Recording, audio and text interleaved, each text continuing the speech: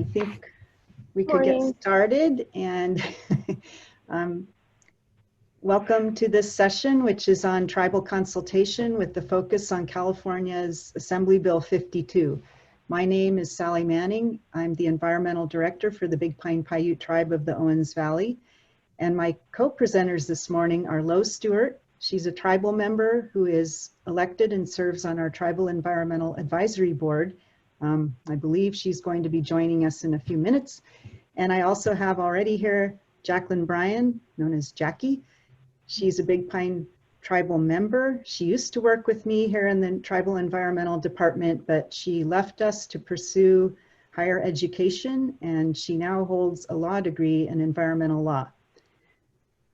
The three of us worked on creating a tribal consultation policy from a tribal perspective. So that's what we'll be talking about. This is going to be a quick overview of a big subject, but it's our attempt to introduce you to AB 52, which you may have heard about, but you maybe still want to learn a little bit more about.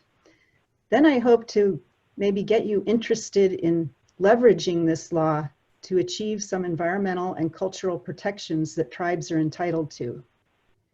Also in this presentation, I touch on ways in which the law could be improved to better protect the resources it's supposed to protect. In my view, the law presents both opportunities and loopholes. These resources that we're going to be discussing are definitely valuable to tribes and to California's indigenous peoples, but they also hold value for all Californians and all people. So I think there's a need to make sure that these are protected now and into the future. So this is the law, AB 52, Assembly Bill 52. And to get the most out of this law, you should know that it amends the California Environmental Quality Act, which we out here call CEQA. CEQA is kind of a monster of a law. It's can be overwhelming and it can be tedious, but it is worth getting to know because it does give us a set of tools that help people, all people, protect things of value from the impacts that might result from a proposed project. And when I put on my optimistic days, I would say that if the tribes get to know the environmental law, in this case CEQA, the more likely you're going to find ways to use it to your advantage to achieve protection for resources that are important for your tribe. AB 52 does require state and local agencies to consult with California Native American Indian tribes if certain criteria are met. It recognizes that adverse impacts to tribal cultural resources may be considered a significant impact under CEQA. So it has to be addressed. They have to be addressed. It also acknowledges that it's the tribes that define tribal cultural resources. So when this was worked on by California tribal people, AB 52, the purpose of this law was to put the tribe in the driver's seat, at least for this new component called tribal cultural resources.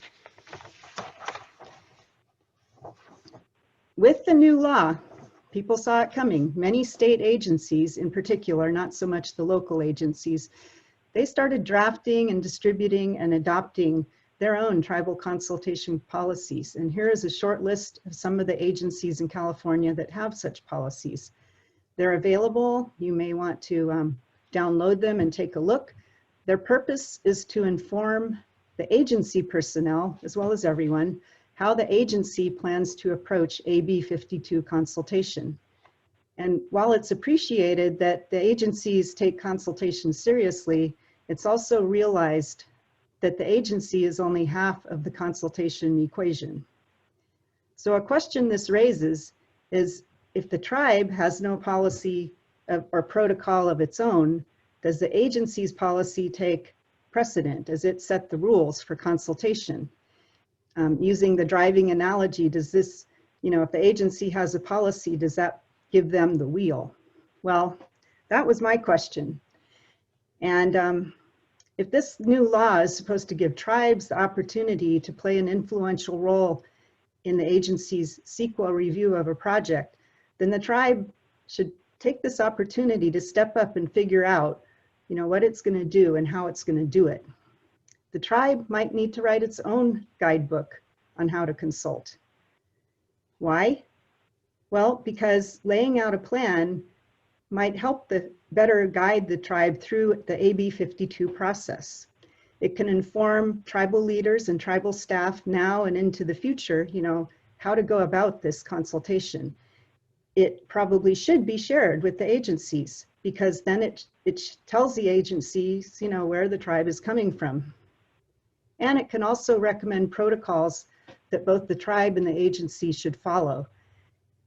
Keep in mind that, most agencies, they're new to tribal consultation, and until the tribe tells them how the tribe wants to communicate, the agency is just going to be guessing. So to accomplish the above, the Big Pine Paiute Tribe applied for a Cal EPA Environmental Justice Small Grant. The three of us then used it to prepare a tribal consultation policy from this tribe's perspective. One of the first steps, of course, was to carefully read the actual law. And what I found is that it's very tight with regard to the steps involved in notification. The law details when and how tribes should be notified. It addresses the tribe's obligations, the agency's deadlines, and how many days to allow for the back and forth. But in fact, here is the AB 52 compliance timeline and consultation process flowchart that's put out by the state of California. It's kind of the Cliff's Notes of the law. It's an attempt by the state of California to diagram what is stated in the text of the law. And what you realize when you look at this is that this much of the diagram is devoted to just the notification process. These are the non-technical steps leading up to the first actual in-person discussion between the tribe and the agency. Then the bulk of the real work is here in this small print where it says consultation can be an ongoing process. Process here is a key word. It doesn't say consultation is a meeting. It doesn't say it's 2 meetings. It says it's a process. And as we were diving into writing a consultation policy for the tribe, what I found is that there can be and probably should be a lot involved in the process. First, of course, there's the notification, and as I mentioned, there's really good guidance on that in AB 52 in the law itself. But then for the consultation can be an ongoing process part, there is very little guidance. That's not necessarily a bad thing. I'm just saying that it's best for the tribe to think that through, before the agency shows up at your doorstep for the consultation. You may want to think of what it is, how can you best make use of this time? Some of the steps, if you think the process through, should be that the agency needs to fully inform the tribe about what it intends to do. You need to have a good understanding of the proposed project, or it might be a plan, or it might be some other type of action. Once everyone understands about the proposed project, then the tribe may wish to share its own concerns. Ideally, at that point, the tribe and the agency then work together toward agreeing on the form of environmental review, as well as on avoidance or mitigation measures to be implemented as the project moves forward. Then there's the document preparation and review, and finally, the conclusion of consultation. So to make my own chart to diagram out this process, this is what I came up with. Looks kind of scary.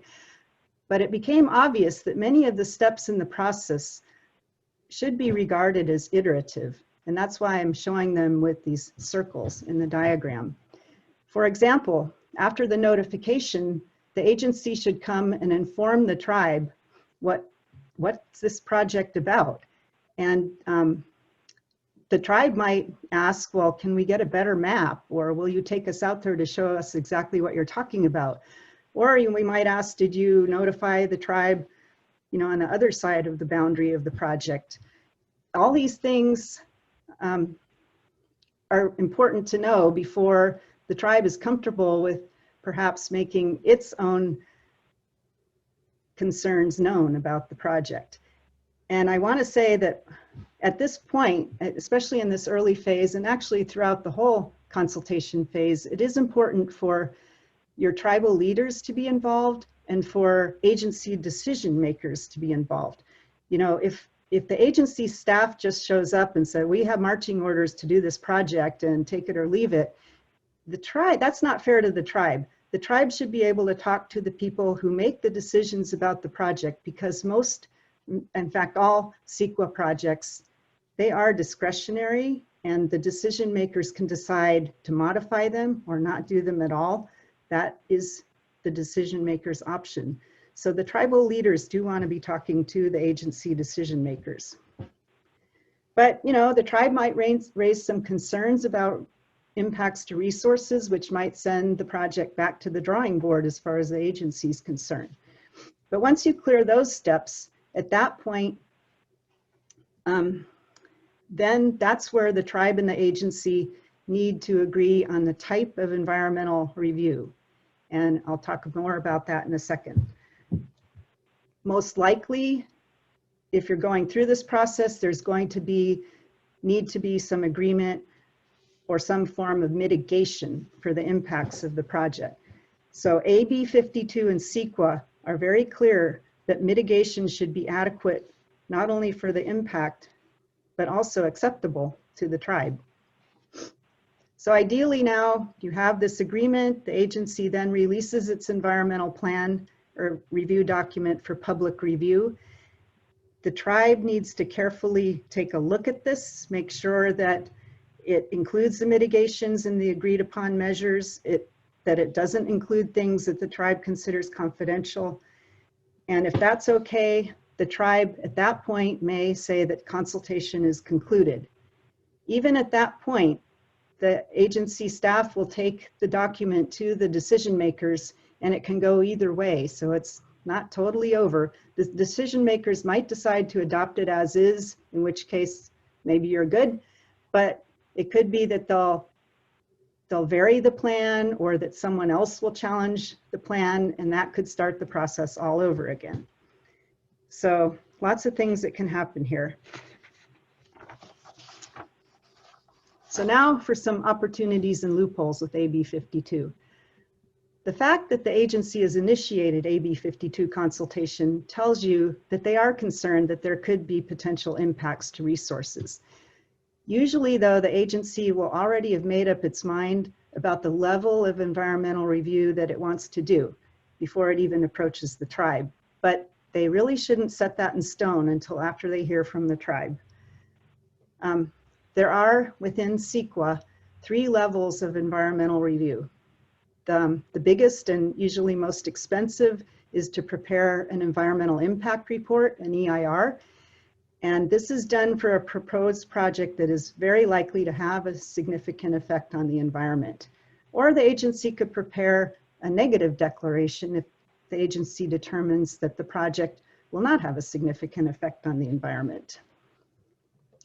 A third and pretty common way to go is the agency decides to prepare a mitigated negative declaration.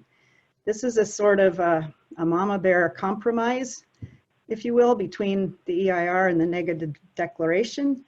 And it's for projects that meet these criteria where they might build in an avoidance or mitigation measure that they feel reduces the project's impacts to less than significant.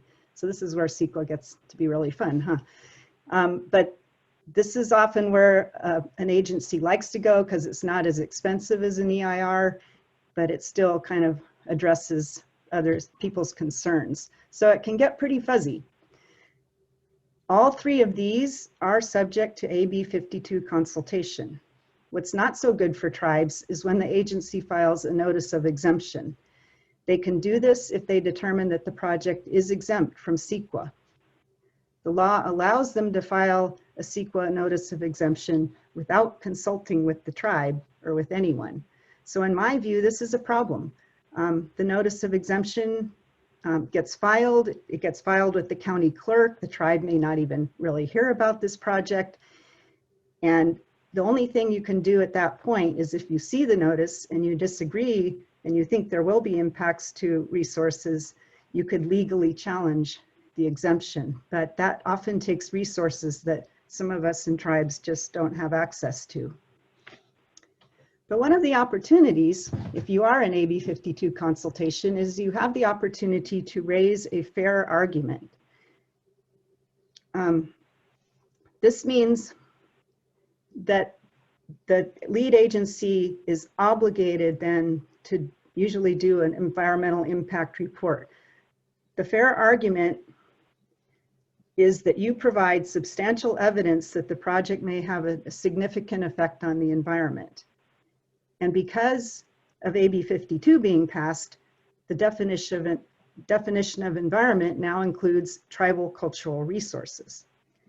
So if the tribe raises a fair argument that a project may substantially adversely alter a tribal cultural resource, then the lead agency technically is required to prepare an EIR.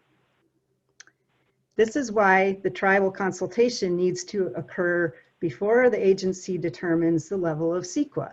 If they don't know you have a resource of value that could be significantly impacted, they might be thinking negative declaration, mitigated negative declaration. So until they talk to the tribe, they really shouldn't have decided on the type of document to prepare. If the agency doesn't declare the project exempt and initiates consultation, the tribe has the opportunity to raise its concerns about impacts to tribal cultural resources. But here's the catch. The text of the law, unfortunately maybe, presents its own definition of tribal cultural resources. And it does make me wonder if for a law that was supposed to help tribes, why they inserted their own interpretation. But let's take a look. This is what the law says. I'm not going to read it all, but this is the definition of tribal cultural resource. And it's maybe not a loophole, it's more of a catch, but you know, so okay.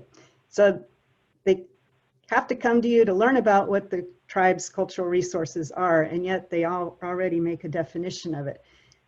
But one problem is also the agency gets to, falling apart, gets to make the determination on the significance of the cultural resource. So this tells you that the tribe does have an uphill battle. You're invited into AB 52 consultation, but when it comes to the determination of the actual impacts to tribal cultural resources, the agency does have the upper hand. The definition, though, overall is broad in some ways, but the agency may choose to take a relatively narrow interpretation. For this reason, it's having your own tribal consultation policy prepared by the tribe may be able to shed more light on the resources that are important to the tribe. It's an opportunity to flesh out what's really important to your tribe and why. And one thing in this definition, it also uses this not too commonly used phrase, cultural landscapes. This is defined in places in policy documents, but this term should and it can be and should be broadly interpreted by the tribe and broadly used in AB 52 tribal consultation. So, a tribal consultation policy prepared by a tribe may be able to shed more light on the resources that are important to the tribe. To make this work, both the agency and the tribe need to take the consultation opportunity seriously. And if you have no real relationship with the agency to begin with, both sides are really should be aware that it's going to take a lot of time to work through this. It's not just one meeting typically, and it does depend on the complexity of the project, of course. But preparing your own tribal consultation policy is an opportunity for the tribe to think about how best to communicate with the agency. It can also build the context for what the tribe values and why. And it can maybe help these agency people see and understand better, or see more deeply, you know, that this impact will be significant. So here at this point is where I'm going to turn it over to my co-presenters. And first we have Stewart, who's going to talk about how to inform about the tribe's culture. So next slide, Lo, or do you want me to? If you could navigate that for me, I would appreciate it. I can do it for you. Are you ready? Yes, I am. Okay. Hello, everybody. My name is Stewart. I am a member of the Big Pine Paiute Tribe, and I am a committee member on the Environmental Advisory Board. And professionally, I am a consultant in regards to the Great Basin Native American culture. It's nice to see everybody. If you have any questions, please put it down in the chat and I'd be happy to answer it at the end of my little segment. So right now we can see the iceberg concept of culture, which I will get into in just a second. And I'm going to talk a little bit about our tribe's sort of fight with LADWP. So Los Angeles Department of Water and Power is the largest municipal utility department in the United States. It has an annual budget of $6.1 billion. It's one of the largest municipal utility departments in the world. I think it's like third largest. It was founded in 1902, and from that point onwards, there has been conflict between LADWP or DWP and inhabitants of the Owens Valley, whether they were settlers or the tribal communities. I'll be talking about the tribal communities today, specifically our tribe. And without sounding dramatic, LADWP has absolutely exploited our region for resources to the absolute fullest that the law allows. Like the tobacco industry, it has a lot of time and resource for propaganda and kind of the romance of conquering the West story and myth that they like to put out there on their history and mission, which is to get water to Los Angeles no matter the cost. So they are kind of our villain, the main one of our region. Many people do not like them, the tribes especially. Back in 1938, there was a document that LADWP drafted up, and it was called the Owens Valley Indian Problem. And I'm proudly Owens Valley Indian Problem. That's how I identify myself when it comes to dealing with them. And I think a lot of our tribal members realize that it was a comment that was never redacted, and we are viewed in a very negative and adversarial light because of their need to take water and resources from our community and our valley. So when I was writing at the part that talked about the culture of our people, I realized this was going to be going into a document that was going to probably one day fight our greatest enemy, which was LADWP. And I wanted it to spell out in the simplest language possible that, you know, our people are a very rich and diverse group of people that you can't know as an outsider, simply due to the complexity. A lot of people think being Paiute is simply like, oh, the language, the food, the color of your skin, the way you dress, and maybe the location where you live. But as you can see with the iceberg concept of culture, there are so many things below the surface that require a lot of context. And, oh boy, I did not start my timer. I'm gonna put it on for 10. It explains who we are with a lot of concepts that are probably not thought of firsthand. So one of the things that I talked about when I wrote, hi Melissa, we're gonna have our email addresses and our contact information in the presentation. I'd love to reach out to you. But we're going to talk, one of the things in the paper that we talked about were things like our type of humor.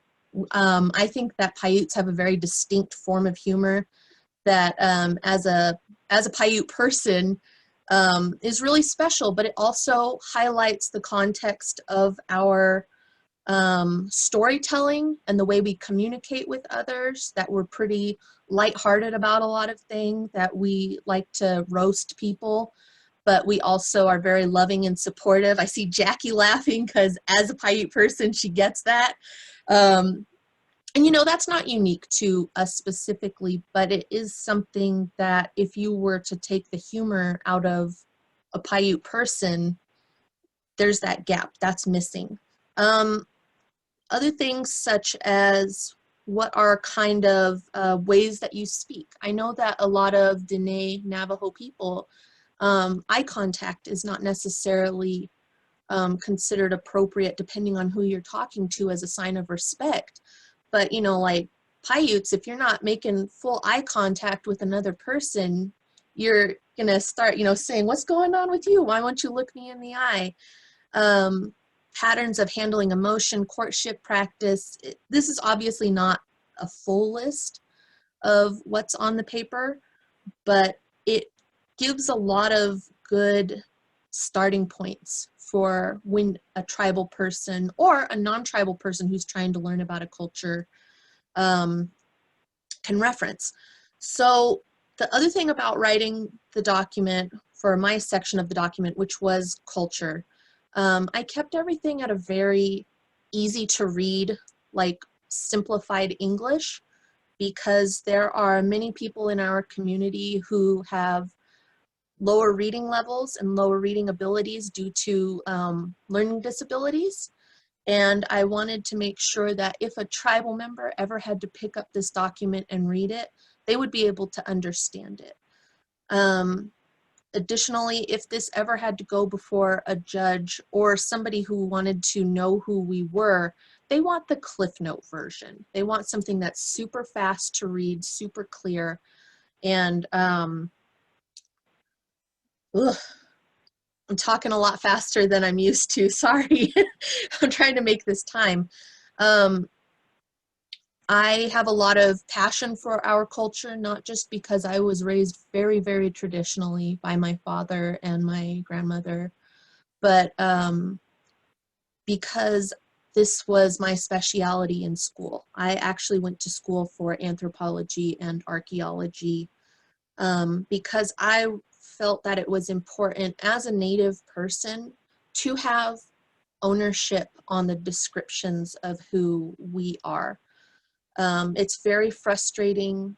A story I like to tell people is when I was presenting things as a Native American, people would ask, well, what's your source? Where's your information?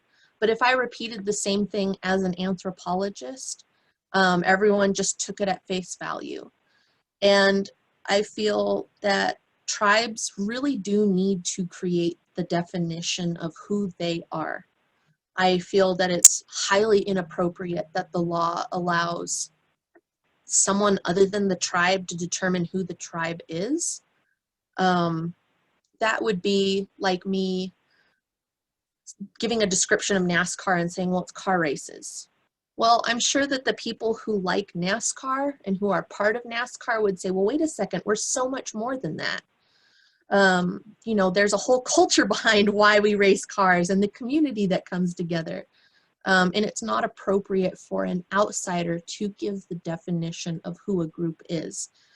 Using the iceberg concept of culture, it really illustrates in an easy way that culture is layers. It's layers upon layers upon layers. There are things that we will never see or know if you're not part of that group. And there are things subconsciously that we're aware of if you're in that group, but might not be visible to outsiders. Okay, I'm gonna give myself 5 minutes for questions. Does anyone have any questions other than the email address?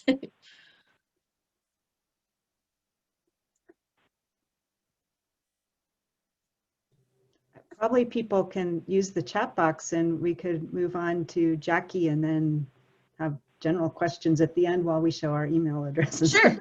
Okay, that sounds good. All right, thank you, everyone. Jackie, you ready? Hey, yeah, sure. Oh, when I'm not taking out my headphones. Hi, everyone. My name is Jacklyn Bryan. I'm a member of the Big Pine Paiute Tribe.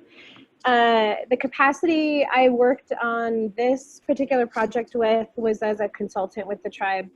I have some special connections and expertise in this area because I was a former environmental technician with the environmental department. I did get the opportunity to sort of learn firsthand what Lo was talking about as far as interactions between the tribe and the city of Los Angeles goes. I found myself quite perplexed a number of times, mostly because I didn't understand the language that the folks were speaking. There was a lot of legalese, what felt like legalese anyway. And I felt like that limited my ability to really participate and understand the gravity of what was being discussed. So that spurred my interest in law, and I went off to law school. And while I was working in a post-legal fellowship is when I additionally participated in this project. My section of this project was really focused on what I would call the narrative, which is some of the legal history that the tribe has with the city of Los Angeles. I would like to say that I wrote, in very plain language that anybody can understand, but I did, cite sources and focus on where I got information from, because that's the legal education in me. But focusing on the narrative to me was key, because it does what both Sally and Lo touched on, which is it gives the tribe itself an opportunity to tell their story and what's important to them. And this project itself was really one of the first of its kind in this kind of, with this goal and this gravity. So it was really excited to work on it, both from a personally committed perspective and then also with my legal brain on. And I am not barred, so I cannot give legal advice, and I did not give legal advice on this project. But I definitely use my legal education and skills to take a hard look at some of this history. It does a couple things for me. I mean, in my hopeful mind, it would prevent the tribe from ever going to court, because, agencies would read this tribal consultation policy and understand the important locations for the tribe, and they would be extraordinarily great neighbors, and they would respect the wishes of the tribe that are so plainly laid out in that policy. That's an ideal world. If for some reason that is not the outcome, the tribe has, a document that they can use in any fashion that they so wish, with a great, explanation of what's important to them at the outset. So, I would hope that this document could get used to encourage and promote a good neighbor policy between agencies and tribes, at least an initial way for the tribe to, in an alternative, sometimes having meetings and conversations is unproductive. In an alternative method, through reading an actual document, that maybe this would spur a different approach to consultation with tribes. The other thing this really does, and I think Sally touched on this, is it gives the tribes a proactive position in what they view as important to them. One thing both, well, across society, but judges don't particularly, they're not all really well versed in what sacred is, or what in a cultural resource that is an open space or particularly connected to the tribe means. And I think the burden is on the person who feels that way to really convey that message. And the more areas in which the tribe conveys that message, especially over time, I think the better. It really, again, adds to that narrative that the tribe itself feels very connected to certain resources, which, you know, one would hope would encourage and help the understanding of any judge that perhaps isn't well versed in these sorts of issues. You know, when I was in law school, I want to jet back a little to, you know, the Dapple Movement, the Dakota Access Pipeline issues. Those issues were really founded in consultation problems, federal government consultation problems. And, you know, I do give credit to the state of California for being a state that took an initiative and a step toward encouraging more consultation, openness and discussion and participation with tribes.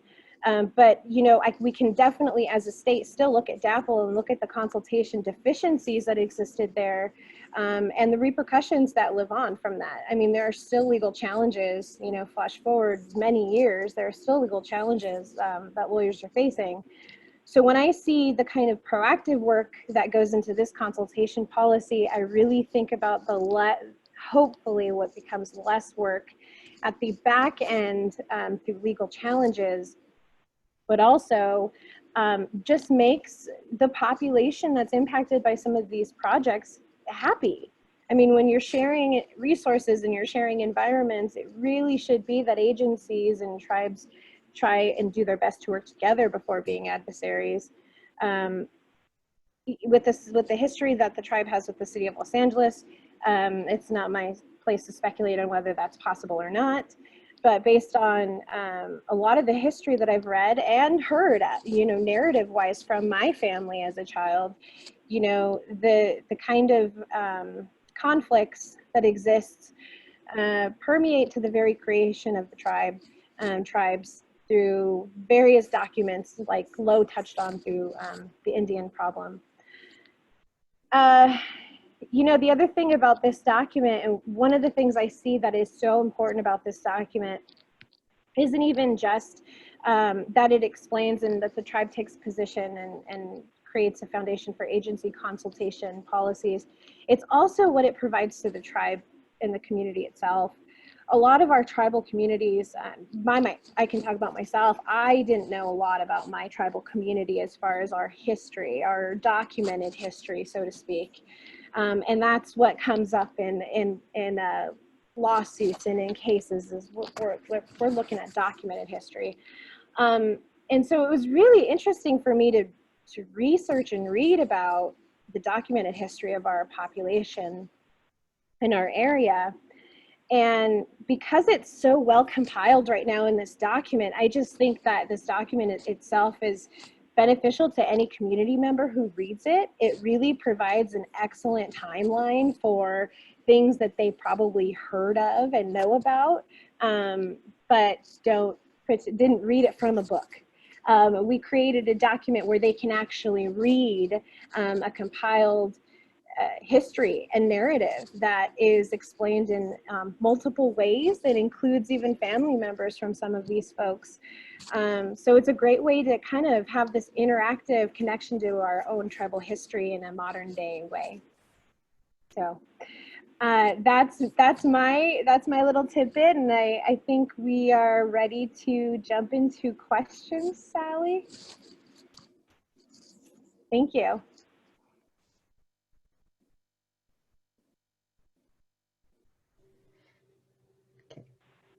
So here are our contact information, our email addresses. If people are asking, and I'm going to stop sharing the screen. I don't know if, unless Damien wants to say anything at this point, or the chat box, because I can't see it. Okay. I'm not seeing any questions in the chat box. Okay, okay. Then I will stop sharing, and I think it turned out that doing the tribal consultation policy from the tribe's perspective was more work than I probably thought when I applied for the grant. But it like Jackie and Lo were saying, it was a good exercise, but it makes you realize some things. Prior to AB 52, the tribe didn't have a seat at the table any more than any other stakeholder, if you want to call it that, for a California environmental law, for CEQA. And now it lets the tribe talk to the agencies, talk to the decision makers early on, very early on in the process. But as I went through some of the drawbacks, it's like still the agencies, you know, you're invited to play the game, but they take the best cards and they stick you with the 2 of clubs or something, and you've got to make good. And that's one opportunity that we took to do our own tribal consultation policy, again, was to give more context to the significance of the tribe's resources. And, you know, even me as not a tribal member, I think these are things of value, of course, for the tribes, but also for people in California who value the lands and the landscapes and want this knowledge and integrity preserved, and not just viewed as separate little subjects that can be divvied up and mitigated through the CEQA process. So this one step closer to maybe taking a more holistic view of trying to protect the whole environment. And I think it's really important to realize that this lays a paper trail for your people, that culture, we have to play by Western standards right now, and Western standards dictate that we have a paper trail. And it's important to have a written document that you can present and say, we created this, you know, in 2020, in 2000, and this is, you know, this is what we use on our own lands, so that when other agencies come in and they say, oh, well, we're not really interested in, you know, doing it like that, couldn't we just have an informal meeting by phone call, you're able to say, no, this is the standard everyone is held to. It's frustrating that this even has to be like discussed, that this is something that has to be talked about, of, you know, like, our foods are important, our sites are important, but it's what we have to work with, and it's the game that we have to play. And if everybody can get on that kind of a playing field, who has an AB 52 law, and if you don't have an AB 52 law, so that when the time comes that you get something similar, all of the tribes are going to be playing on the same field nationwide, and saying, like, no, anytime you deal with a tribe, it doesn't matter who you are, you're going to have a consulting policy, and you're going to have to understand that our definition of important and cultural resource is not limited to what you think a cultural resource is. I saw that somebody asked about a document that Jackie was referencing, Melissa. You said, is the document available to the public? Oh, the tribal consultation policy, it technically is, because we had to turn it into the state of California, but I think the tribal council might want to decide how best to distribute it widely. Yeah, because we would like to use it as a template for everybody, so that if you needed to create a policy document of your own, you can cut and paste the parts that you like and work from there. I also just saw a comment to be sure to include the Tribal Historic Preservation Officer, the Tippo, in these consultations. I agree. Do include the Tippo. I think the rule for consultation that I've heard is early and often. And I think that's a fair rule to follow. It's a fair rule to follow on all sides. So for example, if the Tippos are getting contacted for consultations and they are also getting them often, the Tippos, the Tribal Historic Preservation Officers, should also be contacting the Environmental Department. These contacts and these connections and these consultations should be included as early and as often with everybody it affects, both internally within the tribe, especially internally within the tribe.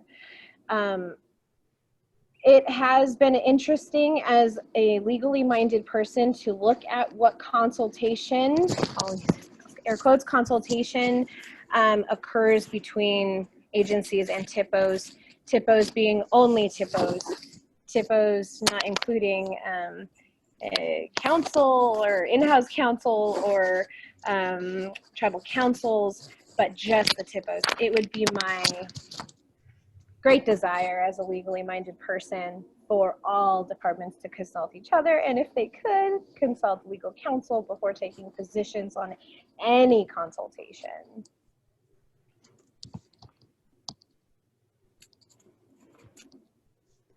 If, like Jackie's saying, if you separate cultural resources from environmental resources within the tribal world, is there really a separation? But then if you play that game that the agencies will be trying to play, you know, it could hurt your chances for saving something critical that, Right.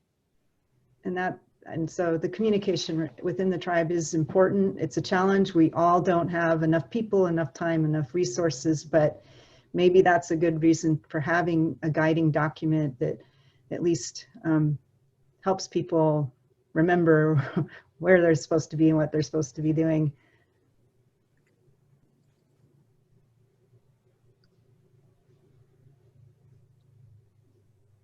Oh, wow. That's really awesome, Cliff. I tried to look that up, Cliff, and I didn't get very far. I'm going to have to try again. That Nevada has a recent consultation bill. And That's amazing.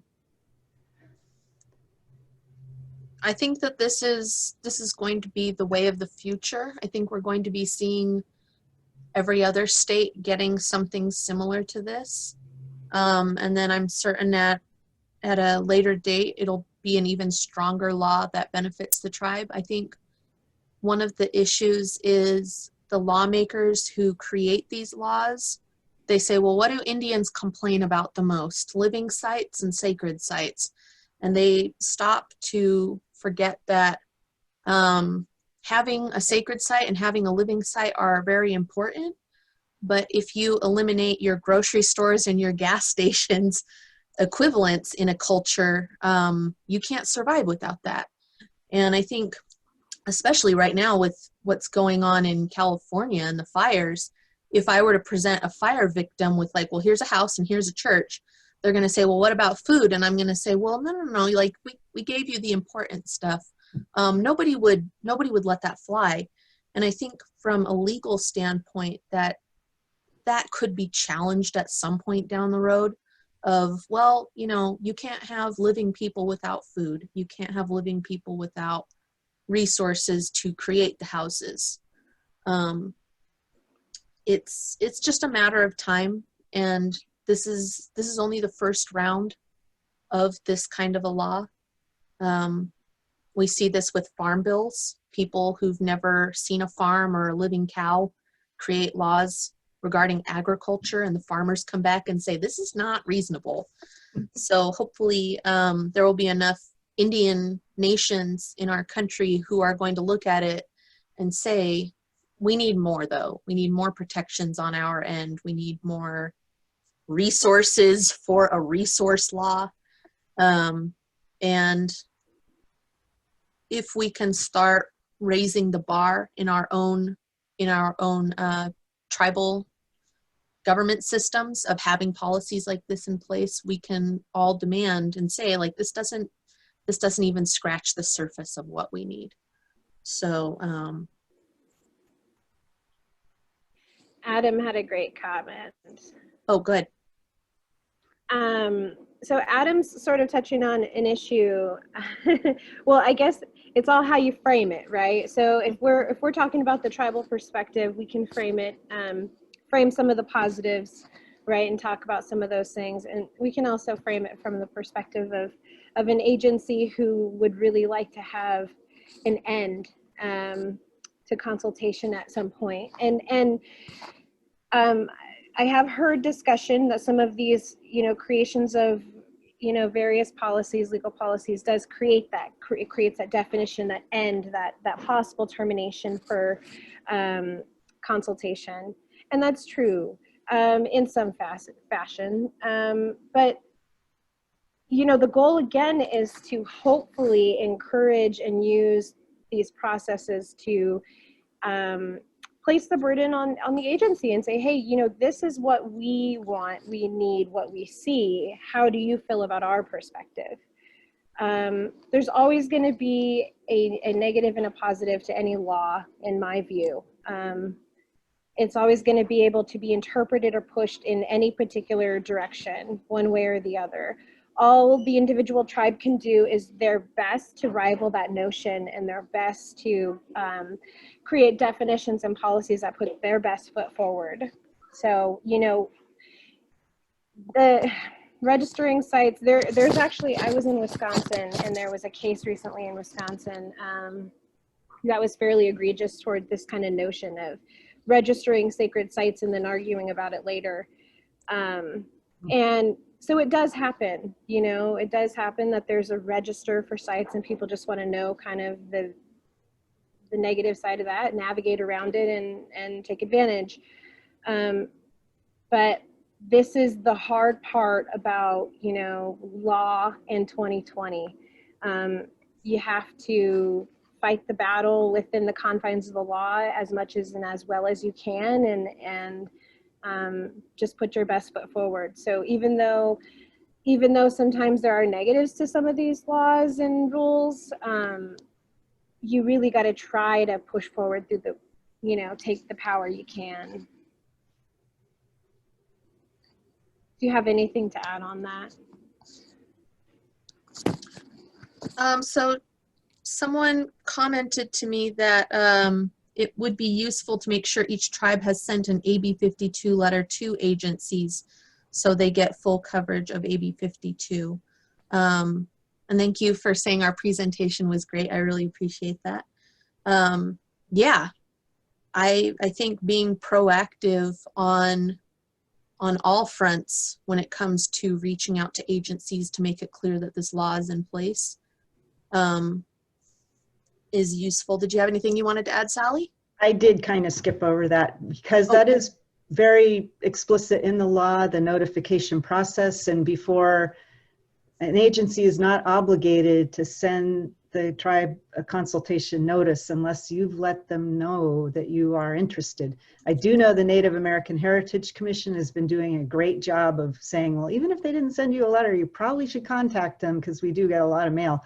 But even Caltrans might have a highway right next to your office, but if you don't tell them that you're interested in consulting, you do need to do that. And if you haven't done it yet, they do, NAHC, Native American Heritage Commission, has a good form letter. You just put in, change the words and send it off to the agency, and they're notified then from then on that your tribe wants to be informed if the agency plans to do a project. And think through, your local county, a nearby city, some kind of service district, air district, all of them need to be notified if you're interested in participating in consultation with your state and local agencies, because up until this law, they did not have to let you know any more than anybody else.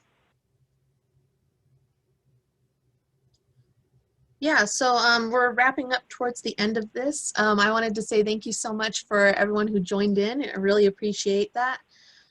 We are all available for contact if you need to reach out and ask us any questions. I think all three of us are pretty qualified in this pretty unique circumstance in regards to law. So we have asmany, bigpinepaiute.org, low@winnowingbasket.com, Jacklyn Bryan 08 @gmail.com. And you should have a copy of the presentation in the chat log. And yeah, we would be happy to reach out. And thank you so much, everyone, for coming. I Yeah, really thank you, appreciate it. everyone. I appreciate the time.